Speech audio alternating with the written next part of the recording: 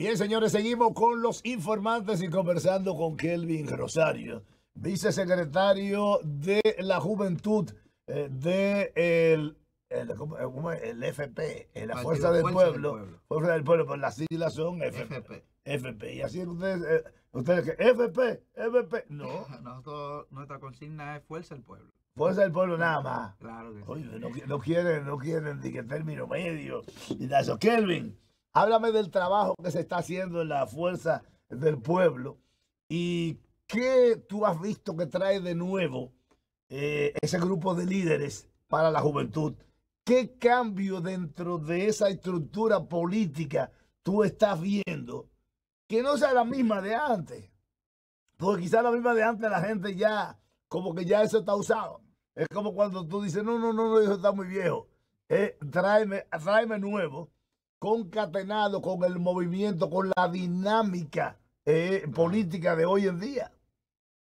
Mira, Marino, el Partido Fuerza del Pueblo es un partido inclusivo. Se le está dando una participación nunca antes vista a la juventud dentro del partido. Grandes jóvenes con grandes cualidades y, y una preparación sumamente extraordinaria. Somos parte, miembros de la dirección central del partido, que es el segundo órgano principal del partido. Ahora, en enero pasado, nosotros los jóvenes hicimos una marcha de la juventud, donde se demostró de que el partido tiene una matrícula de jóvenes que quedó demostrado ese día de que nosotros somos el partido de relevo. Somos el partido que tiene ahora mismo y lleva la delantera en lo que es la oposición del partido. El Partido Fuerza del Pueblo tiene todas las intenciones de que las nuevas generaciones sean las que lleven las riendas del partido. Mira, el domingo pasado se llevó a cabo una marcha sumamente monstruosa, una marcha de la Secretaría de la Mujer, donde las mujeres salieron y marcharon por el alto costo de la vida. Sí, fue marcharon. muy buena. Oye, y la consigna de ese día fueron consignas que retumbaron el país completo.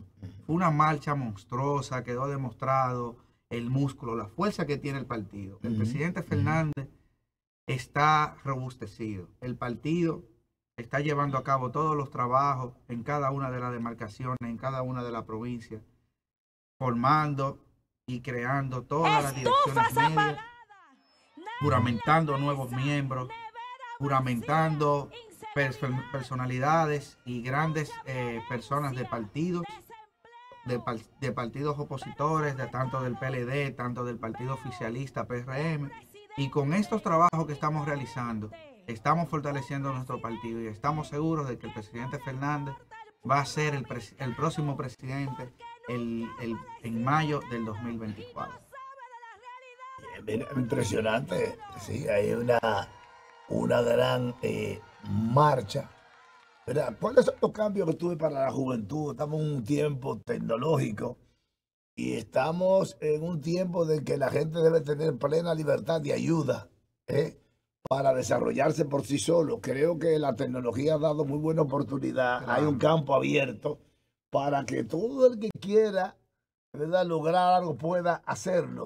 Va a depender siempre de las autoridades, que no haya una retranca, pero que haya también gente con luces que no sientan envidia por el avance de los demás. Claro. Que es lo que ha pasado también con los gobiernos desde la época de Balaguer. Que Balaguer comenzó a nombrar descabezados para que no le hicieran sombra. Y entonces así mismo fue creciendo, ¿verdad?, la clase política del país. Claro. Es verdad, gente que precisamente no tenía nada que aportar y lo que han ido a buscar dinero. Y entonces el único que piensa, los únicos que piensan, por ejemplo, es al presidente. ¿Y qué hacemos nosotros con que el presidente sea el que piense? No, la escogencia que tenga ese liderazgo de jóvenes como tú, ¿verdad?, con inquietudes y que puedan asumir una posición de dirección donde pueda facilitarle las cosas a los demás, que para eso que la gente elige. ¿Qué tú estás viendo de facilidades? ¿Existe un real cambio en la política? Porque, de más está decir, no tenemos duda de la capacidad del expresidente Fernández pero sí vivimos sus 12 años y vivimos cosas alrededor de él que ciertamente no quisiéramos volver a ver, ¿verdad? De gente que no, óyeme, que tú lo veías y ellos entendían que ellos eran dueños de una empresa, ¿verdad? Porque no tienen nada, ningún conocimiento político, hay gente que no lee, gente que no, entonces lo único interés de ellos es acumular riqueza, acumular dinero, por miedo alguna vez volver a pobre a lo que eran. Mira, Marino, el presidente Fernández aprendió de esos errores del pasado. Y el presidente Fernández sabe de que debe rodearse de jóvenes con capacidad, preparados para que asuman posiciones importantes dentro del Estado y en un futuro gobierno dirigido por él. Porque las ideas revolucionarias y las ideas de modernidad que tiene el presidente Fernández deben ser dirigidas por jóvenes que entendemos el mundo de hoy y entendemos cómo deben de ser dirigidas esas políticas de modernidad para el desarrollo del país. Tanto así que el presidente Fernández tiene un programa de gobierno donde a la juventud se le va a dar oportunidades que nunca antes se habían visto. A jóvenes universitarios, antes de graduarse y de terminar una carrera universitaria, van a haber plan de subsidios y de financiamiento de programas y de ideas de emprendimiento de jóvenes para que antes de graduarse de la universidad, ese joven tenga y cree una pequeña o mediana empresa para que de esa manera ya ese joven cuando termine su carrera ya tenga una empresa y sea una empresa que aporte a la economía nacional, cree fuentes de empleo y ese joven no sea uno más de las estadísticas de los jóvenes que se gradúan de la universidad y tienen un título para ponerlo de lujo en la pared de su casa. Porque también tenemos que ser sinceros en algo. Ahora mismo la tasa más alta de desempleo se está viviendo en el rango de edad de 18 a 35 años de edad.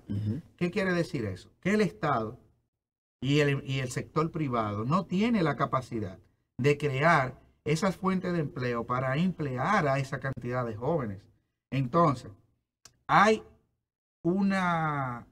el Estado, el gobierno no tiene la capacidad, no tiene el manejo, no tiene la experiencia para contrarrestar la tasa de desempleo tan alto que hay aquí en el país. Tú sabes que hay una política implementada por países líderes y es la política del bloqueo. Entonces, la política del bloqueo se manifiesta en diferentes tamaños. Por ejemplo, en lo que se le hace a los gobiernos en los países, ¿verdad? Es que la oposición lo bloquea para que haga nada. Y entonces vamos en una escalada de que uno bloquea al otro, otro bloquea al otro, uno bloquea al otro, y el pueblo entonces se va secando porque un virus como el de los cítricos, ¿verdad? Que se mete entre el tallo y no le permite la circulación de la energía, ni arriba ni abajo. ¿Cómo tú ves eso? ¿Eso puede cambiar? ¿Se debe pensar más en la población que en la política o la obtención del poder o no? Mira, Marino, hoy en día... Pues yo pienso que se debe ayudar. De alguna manera tú debes, ¿verdad?, ayudar un poco al que está arriba. Aunque, y eso es mi modo de ver, yo no soy político, lo que soy comunicador con más de 50 años. Ahora, ¿qué yo entiendo? Ayude a que este lo haga bien y dígale a la población que usted lo hace mejor, pero no lo bloquee. Yo te voy a decir algo, Marino, mira. El presidente Fernández y el Partido Fuerza del Pueblo está haciendo una política consciente. Nosotros hemos apoyado las iniciativas desde el gobierno que son a favor del pueblo dominicano. ¿Eso qué quiere decir? Que nosotros no somos un partido ni somos una oposición de poner barreras y retrancas para que cosas que sí van a favorecer al pueblo dominicano no se hagan. Al contrario, nosotros apoyamos esas iniciativas. Pero que yo no oigo a nadie, ningún partido de oposición alabando algo bueno. Yo nunca oí a la gente del PRM, ni del PRD, ni del ninguno apoyando a Danilo Medina, no, ninguno de los partidos, nunca oía a nadie apoyando a Leonel, nunca oía a nadie apoyando a Hipólito, nunca estoy oyendo a nadie apoyando a Luis Abinader, en nada. Lo que Y sucede, entonces, pero hay una cosa que no es verdad, entonces pierde la credibilidad, porque, ok, él hizo 10 cosas, pero de 10, 2 son, calcula tú que lo derrotaron ustedes. sí, ¿Por qué? Porque hizo 8 malas y 2 buenas. Pero yo quiero oír que me destaquen y me alaben las 2 buenas. pero Marino, yo te voy a decir algo bueno que está haciendo el presidente Luis Abinader y su gobierno, el ataque a la corrupción. Esas son iniciativas que nosotros desde la Fuerza del Pueblo apoyamos, eso es verdad. y estamos de acuerdo Sí, a que la corrupción sí, debe ser atacada y sí. todo el que hizo acto de corrupción debe de ser sometido. Pero nosotros, ¿qué decimos? Debe respetarse el debido proceso. Ahora, Marino, nosotros como partido de oposición y nuestra bancada de diputados y senadores, los que no pueden estar en el Senado apoyando una devanada de préstamos que se están aprobando y sometiendo para que nuestro país y las futuras generaciones queden endeudadas, como está haciendo hoy en día. Ahora mismo nosotros, la deuda externa del país está por encima de los 25.000 millones de dólares. Y ayer se sometió al Senado un préstamo por 800 millones de dólares. Marino, mira. Nosotros debemos ¿cuánto que debemos? Como 84.000 millones, como 84.000 millones de dólares. Debemos nosotros. Pero hay una cosa que le quiero preguntar. Entre eso, esa cultura de préstamo, que se inicia después de la muerte de Balaguer, porque Balaguer era el único enemigo De la deuda. De la deuda. Los que me quieren meter un gancho a la vez cada vez que le hablaban de que había que coger préstamos, porque acá hay un sector insaciable de gente que le vende al gobierno, incluso que le vende a sobreprecio, chantajeándolo, ¿verdad? A través de medios de comunicación, que es un monopolio también inconstitucional que crearon también los mismos gobiernos pasados, el del gobierno de Leonel, de Danilo y los gobiernos que hemos tenido, ¿verdad? Y que lo soportan, violando la Constitución de la República, ¿verdad? Todo eso. ¿Qué haría el gobierno? ¿Qué haría, por ejemplo, Leonel vendría diferente a acabar con todos esos males?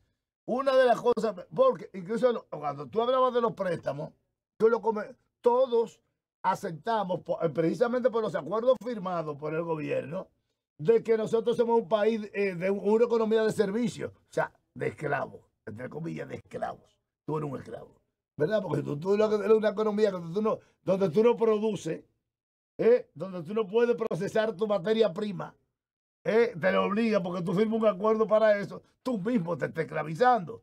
Tú te estás convirtiendo en un empleado de alguien, no de dueño de empresa.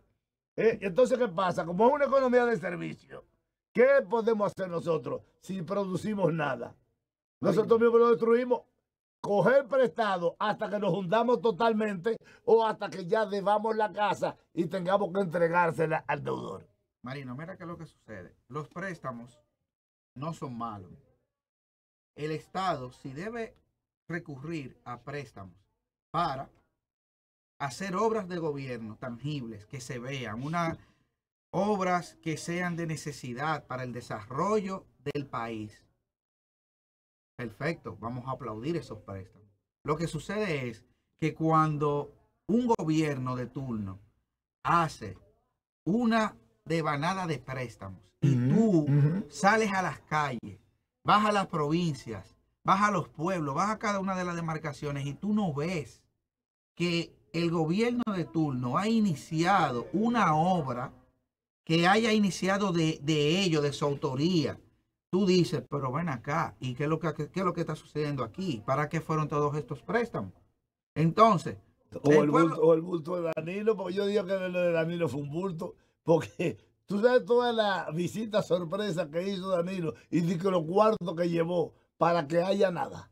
No, Marino, mira, esto es increíble. El gobierno se ha dedicado a inaugurar obras que fueron iniciadas en la gestión anterior.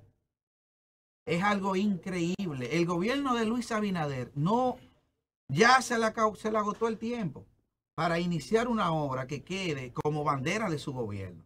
El presidente Luis Abinader va a durar 4 años en el gobierno y no va a tener una obra insignia de su gobierno que fue iniciada por él. No la va a tener. Pero, Entonces, pero hay una cosa también, es una mala cultura. Yo pienso, y ahí que estoy en contradicción contigo, la porque continuidad del Estado. los gobiernos tienen que terminar. Oye, si Luis Abinader está terminando esas obras, eso es lo que debió hacer. Claro. Y debió hacer Y el nosotros gobierno que fuera. Y no es crear obras nuevas. Si tiene esas que están iniciadas, que son importantes, ¿por qué no terminarlas? Ya esas son sus obras. O sea, yo pienso que en vez de dejar una entelequia como dejaron ahí morir el dinero, como no le duele el dinero del pueblo, la vivienda, como pasó con Invivienda y ha pasado con muchos otros proyectos en todo el país. Eso es un verdadero abuso, un crimen de lesa humanidad. Eso que está, entonces, no, esa parte no la critique. Si el gobierno de si Leonel Fernández gana, Marino, si Leonel Fernández gana y este gobierno deja inconcluso varias obras, la mejor obra de ese gobierno es la conclusión de eso. Marino, no me entendiste lo que yo quise expresarte. Yo no estoy en desacuerdo de que la continuidad del Estado continúe. Lo que yo te estoy diciendo es de que el presidente Luis Abinader tenía un plan de gobierno cuando era candidato presidencial. Ahora, la continuidad de las obras y del Estado para que el país se desarrolle y no haya no se detenga el desarrollo del país. Debe el Estado continuar. ¿Y cómo continúa el Estado? Todas esas obras de gobierno de la anterior gestión deben continuarse y terminarse las que quedaron inconclusas. De eso lo aplaudimos. Ahora, lo que yo digo es lo siguiente. El presidente Luis Abinader debe de tener de su plan de gobierno por lo menos 3 o 4 obras que ellos digan, mira, esta obra la iniciamos y la concluimos. Esto era una obra que nosotros le prometimos al pueblo en campaña y nosotros estamos entregándole esta obra al pueblo dominicano. Ahora, presidente Luis Abinader, 24,000 millones de dólares que hoy en día tenemos de deuda externa, ¿qué obra de gobierno usted ha hecho con todos esos préstamos que usted ha tomado? Esa es mi pregunta. Si nosotros tenemos aquí sentados a varios ministros del actual gobierno y le hacemos esa pregunta, todos te van a responder. ¿Qué se hace? Yo me gustaría, con el conocimiento que tú tienes, ¿qué se ha hecho con el dinero que los gobiernos han cogido prestado? ¿A quién se lo pagan? Porque yo oigo a todo el mundo dilucidar, ¿verdad? Y cada préstamo, cómo se ejecuta, que hay que darle lo suyo por el lobismo, todo, pero no a quién se le entrega, quién recibe a Elvi, o sea, el billete. Resulta, porque he oído incluso que hasta para los subsidios, que uno de los robos más indecentes que hay, porque no lo justifica por nada, hasta para los subsidios chantajean al gobierno a través de medios de comunicación comprados, porque yo estoy aquí que aquí hay un monopolio de medios de comunicación contrario a la Constitución de la República en 2 o 3 manos, ¿verdad? Que eso alguien va a venir y va a destruir eso, ¿verdad? Claro, hay que tener pantalones para hacerlo, porque primero hay que soportar toda esa andanada de difamación antes de que lo haga.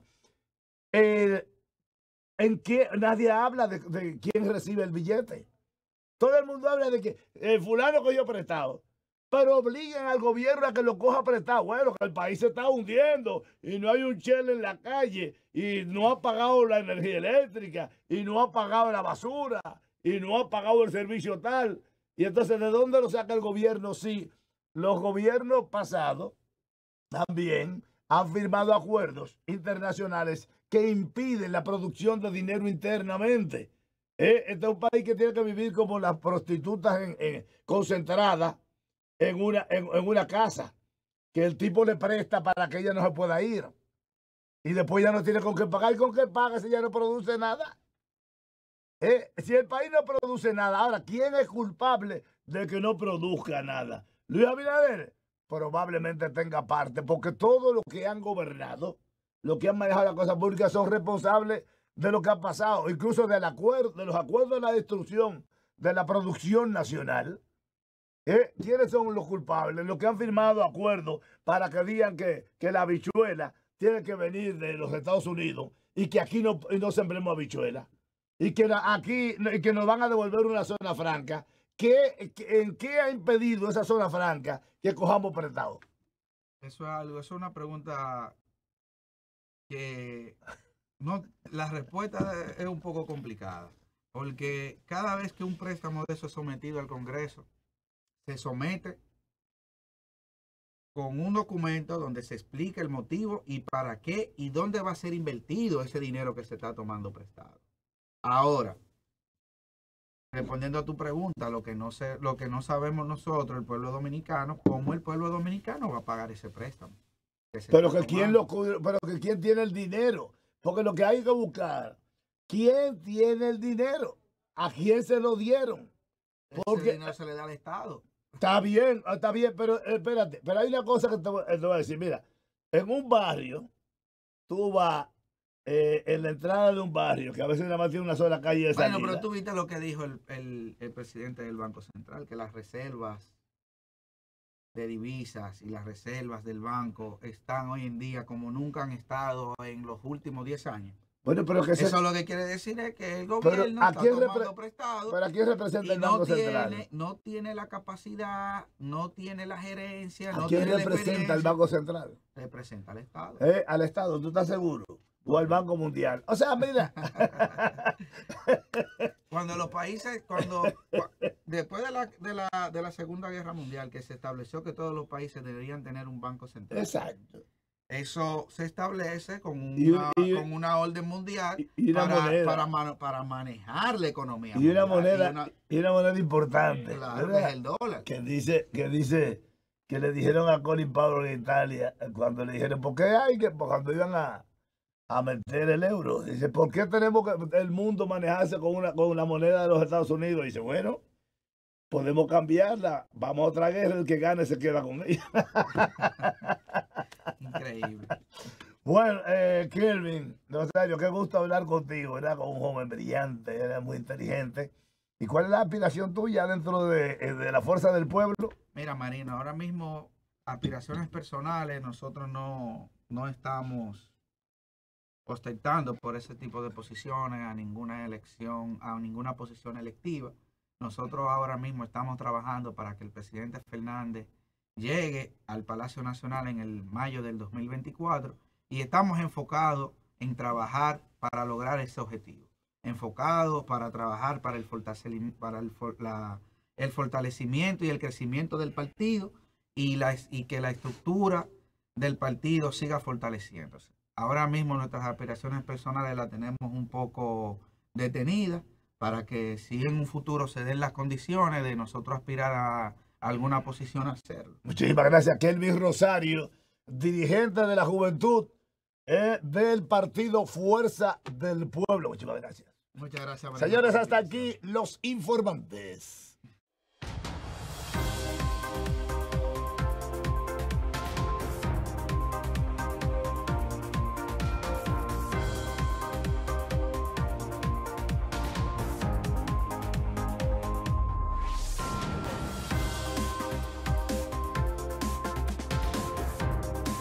Los informantes de Marino Guzmán.